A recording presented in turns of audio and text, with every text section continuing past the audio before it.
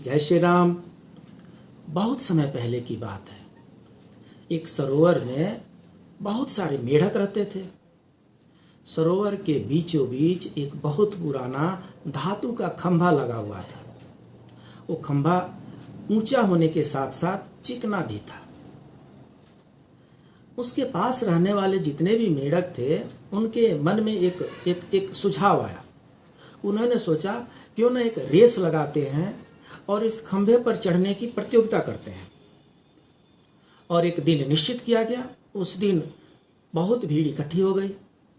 आस पड़ोस के जितने मेढक थे वो उस सरोवर के पास आ गए, कुछ प्रतियोगिता में शामिल होने के लिए और कुछ दर्शक बनने के लिए। और प्रतियोगिता प्रारंभ हुई तो उसमें यह शर्त रखा गया कि जो मेढक सबसे पहले इस खंभे की ऊपर वाली चोटी पर पहुंच जाएगा उसे ही विजेता घोषित किया जाएगा। कार्य कठिन था लेकिन होड़ लगी थी और कुछ प्रतियोगी इसमें चितौड़ प्रयास में लग गए। मेढक क्या करते थे, एक एक करके मेढक चढ़ते थे और पोल चूंकि चिकना था, खंभा चिकना था, इसलिए थोड़ी दूर चढ़ते थे और गिर जाते थे। जितने भी जोश वाले मेढक थे वो थोड़ी देर तक चढ़ते और गिर जाते। और पीछे जो दर्शक दीर्घा में बैठे हुए जो मेढक थे वो पीछे से यही जोर जोर से आवाज लगाते, ये असंभव कार्य है, ये हो ही नहीं सकता। इतने ऊंचे खंभे पर भला कौन चढ़ेगा? इतने चिकने खंभे पर चढ़ने का सवाल ही नहीं पैदा होता। हर बार ये जो प्रतियोगी थे ये चढ़ने का प्रयास करते और थोड़ी देर के बाद से गिर जाते। और चारों तरफ से यही आवाज आ रही थी, ये हो ही नहीं सकता, ये जो चढ़ रहा है ये थोड़ी देर में ये भी गिर जाएगा, वो जो ऊपर तक जा रहा है वो भी थोड़ी देर में गिर जाएगा। मतलब आशा की किरण दीर्घा गृह से कहीं से भी नजर नहीं आ रही थी। आशा की किरण बिल्कुल विलुप्त हो गई थी और पीछे की जो निराशा थी वो धीरे धीरे प्रतियोगी मेढकों में भी बढ़ती गई। और अंततोगत्वा जितने भी प्रतियोगी मेढक थे वो चढ़ते गिरते थक करके बैठ गए, सरेंडर कर दिए। थोड़ी देर के बाद से नजर आया एक छोटा सा मेढक है, वो बार बार गिरने के प्रयास के बाद भी वो धीरे धीरे ऊपर चढ़ता जा रहा है।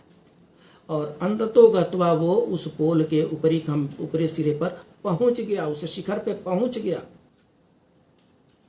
चारों तरफ शोर मच गया। ये छोटा सा मेढक है, वो पोल के ऊपर चढ़ गया और उससे विजेता घोषित किया गया। जब वो पोल से नीचे उतरा तो आस पड़ोस के जितने भी मेढक थे सब उसको घेर लिए। बोले, भाई ये असंभव कार्य कैसे कर लेते हो? इतना जोश कहां से आ जाता है, इतनी शक्ति कहां से आ जाती है? यहां पर तो जितने मजबूत मेढक थे वो सब गिर गए और ये छोटा मेढक कैसे चढ़ गया? बताओ भाई, शक्ति का राज क्या है, जोश का राज क्या है? थोड़ी देर के बाद से पीछे से एक आवाज आई और उसमें यह कहा गया कि ये कैसे बोल सकता है, ये तो बहरा है, इसको तो कुछ सुनाई ही नहीं पड़ता है। आवाज आई, उससे क्या पूछते हैं, वो तो बहरा है। ध्यान देने वाली बात है। हमारे अंदर भी अपना लक्ष्य प्राप्त करने की काबिलियत होती है, पर हम अपने चारों तरफ मौजूद नकारात्मकता की वजह से खुद को कम आंक बैठते हैं, अंडर एस्टिमेट कर देते हैं और हमने जो बड़े बड़े सपने देखे होते हैं उन्हें पूरा किए बगैर ही अपनी जिंदगी गुजार देते हैं।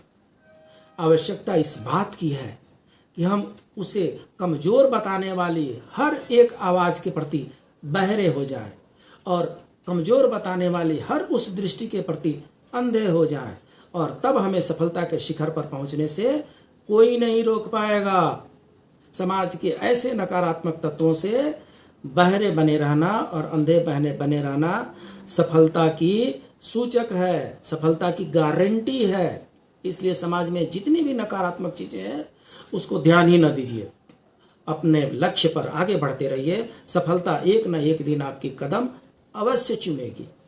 जय श्री राम।